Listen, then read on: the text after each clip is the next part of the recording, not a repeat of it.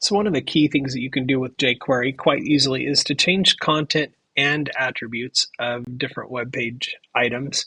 And you can change almost any content or any attribute of any piece of your web page using jQuery. And it's all pretty simple. So let's take a look at how that might work in code.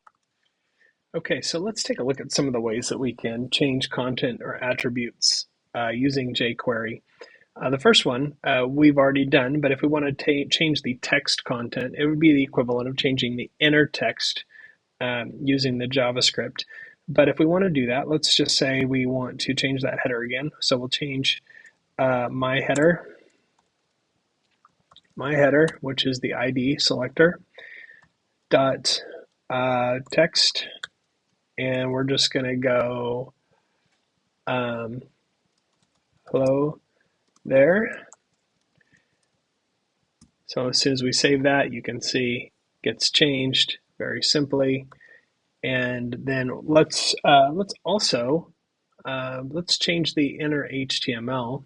And if we want to do that, we're going to use .html. So I'm going to change the inner HTML of the main text div here. And so let's do that. And we will say main text HTML,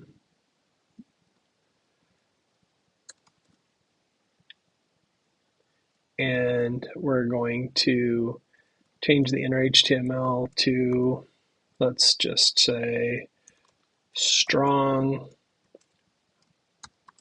Hi there. Lots of greetings in this page.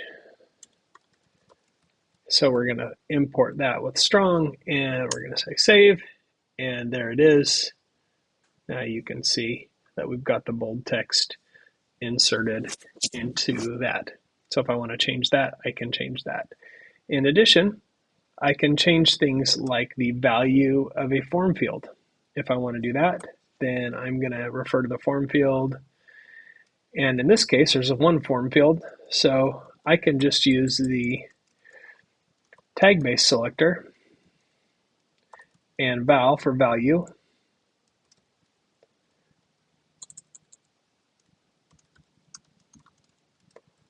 And I'm going to give that a string.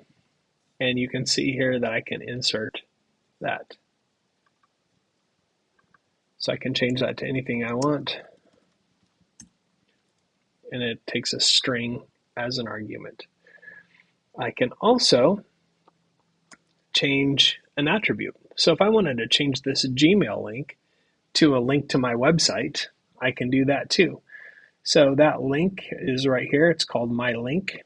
So I'm going to say hashtag my link, and I'm going to say text Bill Moseley's website. Okay, so I can change that. Now it says Bill Moseley's website, but it still links to gmail.com. And so I don't want to do that. Let's back on out of there and let's refresh. And it does say that HTTP, that's what's missing there. Save it. And there we go. Now it's at Gmail, which doesn't really make a lot of sense there, especially when it says Bill Moseley's website. So we need to change not just the text here, but we need to change the href attribute. So if I wanted to change the href attribute, I'm going to use the attribute. So I'm going to say my link and attr for attribute, and the new attribute that I'm going to change, this takes two arguments. The attribute that I'm going to change is href. So I'm going to say href, and then the second argument is going to be what I want the new value of that to be. So instead of gmail.com, I'm going to give it a different website address, http://www.bmoseley.com. And that should do it. So save that. And now you can see it's changed to be Bill Moseley's website. And we'll see if it comes up properly.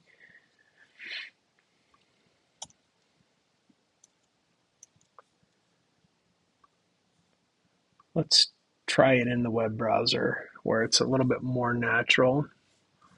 So if I've got my practice page here, you can see it's changed. And oh, I have too many W's. That's my problem. Save it. Let's try that again. Let's go back, reload that. And now, there it is. Okay, so it's working properly after just a couple of tries. So those are just ways that I can very easily directly change direct content or attributes using jQuery.